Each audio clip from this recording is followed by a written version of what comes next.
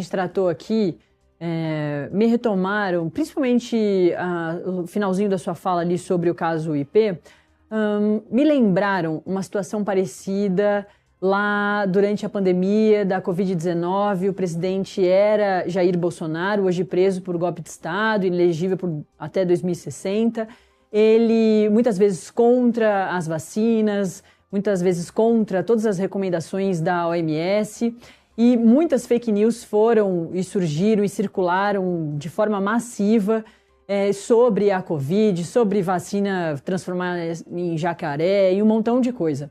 E a gente estava falando do caso IP, de gente bebendo, fazendo vídeo bebendo o detergente, colocando o caso IP numa questão política, trazendo para a política, enfim.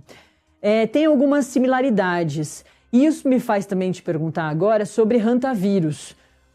Porque quando surge o hantavírus no mundo todo, as pessoas já começam a achar que a gente vai viver uma pandemia parecida com a da Covid-19. E aí, nesse meio tempo, aqui no Brasil, a gente teve o caso IP. E agora Flávio e Daniel Vorcari, enfim, as coisas se misturam. Mas eu queria te perguntar sobre hantavírus, como o Brasil está, a partir desse alerta no mundo todo, já tem um espalhamento da doença, cepas diferentes. A gente já teve uma morte em Minas Gerais em fevereiro da doença e queria saber, isso, como o Brasil está preparado, o que é fake news, o que não é e como que a gente deve encarar esse vírus que vem ali através dos ratos, né? Principalmente os ratos selvagens, em paióis, enfim.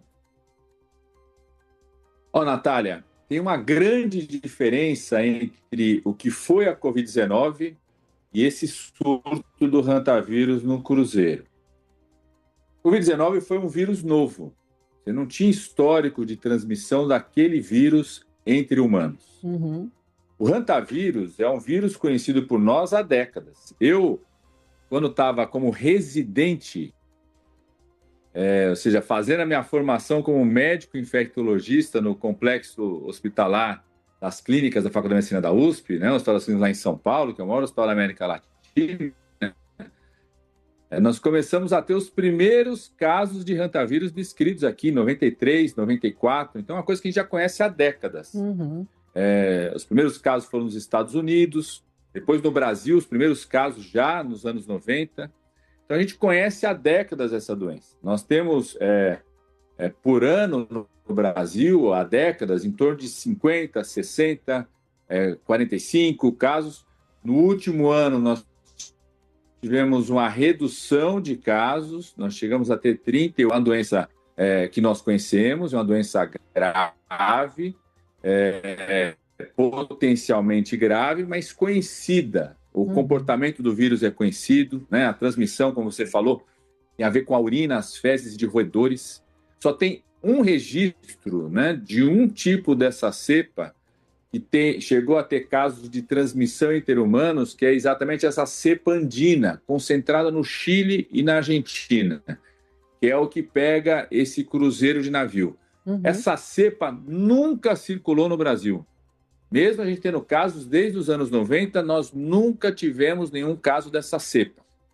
Então, é uma situação diferente da Covid-19, que é um surgimento de um vírus novo, a evolução de um vírus novo, com um número grande de casos, com forma transmissão entre humanos. Isso aqui é uma situação de um surto restrito a um cruzeiro que não tem qualquer relação com os casos que nós temos no Brasil. Nós temos, já nesse ano, cerca de 7 casos aqui no Brasil de hantavírus. Como eu falei, a gente tem um histórico de 50, 60, no último ano foram 38 por ano, e um óbito que aconteceu em fevereiro, em Minas Gerais, sem qualquer relação com esse surto no navio. A própria Organização Mundial de Saúde já declarou, inclusive, que é um risco baixo de qualquer propagação desse surto que teve no navio e o risco baixíssimo disso provocar uma pandemia. Então, isso reforça a necessidade da vigilância dos profissionais de saúde estarem alerta. Uma pessoa que chega com um quadro respiratório, você não identifica a causa, tem histórico de contato com roedores, às vezes é na área rural, mas às vezes é na área periurbana. Também isso tem muito a ver, viu, Natália, desde o surgimento dele com a expansão da atividade agrícola, e você vai fazendo um contato cada vez maior de roedores que ficavam mais no meio agrícola com a área urbana. Foi esse o histórico nos Estados Unidos, essa situação também no Brasil. Então, a pessoa que tem esse histórico de contato com roedores pode ser hantavírus. É importante o profissional de saúde desconfiar disso, encaminhar para os centros especializados. Em cada estado, nós temos pelo menos um centro especializado que acompanha a situação. Tanto que o Brasil vem reduzindo, ano a ano, 2025 foi o menor número de casos e o menor número de óbitos. Mas é um tema que é um tipo de doença que a gente conhece, mas que sempre chama a atenção da vigilância. Então, quero só reforçar que o que aconteceu no Cruzeiro não tem qualquer relação com os casos aqui no Brasil.